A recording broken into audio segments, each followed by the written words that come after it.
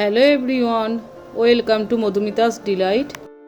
আজকের রেসিপি চিংড়ি মাছের ভাপা। লোভনীয় স্বাদের এই চিংড়ি মাছের ভাপা ছোট থেকে বড় সবাইরই প্রায় চিংড়ি মাছ খুবই পছন্দের একটা জিনিস। তাহলে শুরু করা যাক। 250 গ্রাম চিংড়ি রয়েছে এখানে।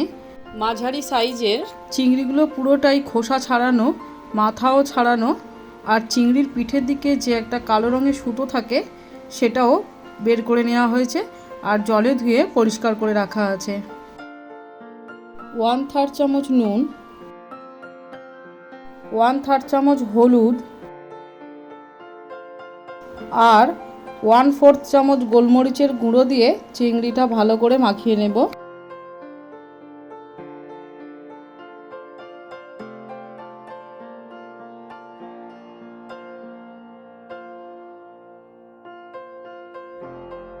তারপর 10 মিনিট রেখে দেব।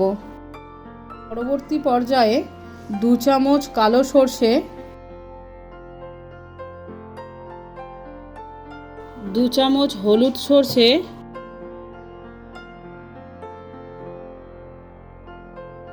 2 চামচ পোস্ত,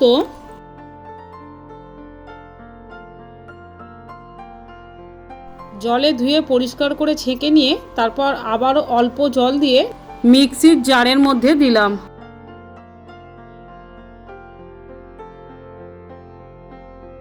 দুটো কাঁচা লঙ্কা হাত দিয়ে মাঝখান থেকে ভেঙে দিলাম আর 3 চামচ ফ্যাটানো টক দই দিলাম। দই বাদ দিয়ে শুধু সর্ষে আর পোস্ত বাটা দিয়ে করা যায়, তবে দই দিলে চিংড়ি ভাপার স্বাদ অপূর্ব হয়। 1/3 চামচ নুন দিলাম, চিংড়ি ম্যারিনেট করার সময়ও নুন দিয়েছিলাম। 1/3 চামচ হলুদ, 1/3 চামচ কাশ্মীরি গুঁড়ো লঙ্কা আর 1/2 চামচ চিনি দিয়ে মিক্সির ঢাকনাটা বন্ধ করে মিক্সিটা চালিয়ে ব্লেন্ড করে নেব, যাতে মশলাটা খুব ভালোভাবে একটা ফাইন আর স্মুথ পেস্ট হয়। তারপর একটা স্টিলের টিফিন কৌটোর মধ্যে মশলার পেস্টটা ঢেলে দেব।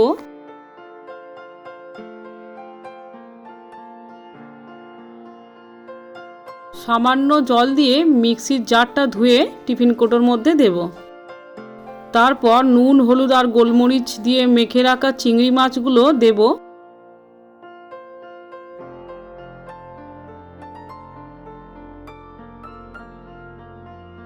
তিনটে কাঁচা লঙ্কা দেব আর 3-4 চামচ সর্ষের তেল দেব। এবার চামচ দিয়ে হালকাভাবে একটু মিশিয়ে নেব। তারপর টিফিন কৌটোর ঢাকনাটা খুব ভালোভাবে বন্ধ করে দেব, কোথাও যেন একটুও ফাঁক না থাকে। সব শেষে গ্যাস জ্বালিয়ে তার মধ্যে জল দিয়ে টিফিন কৌটোটা বসিয়ে দেব। জলটা এতটাই পরিমাণে দেব যে টিফিন কৌটোটার ঠিক কভারের নিচে জলটা অবস্থান করে। এরপর ঢাকা দিয়ে 12-13 মিনিট ভাপিয়ে নেব। 12-13 মিনিট পর গ্যাসটা অফ করে দেব।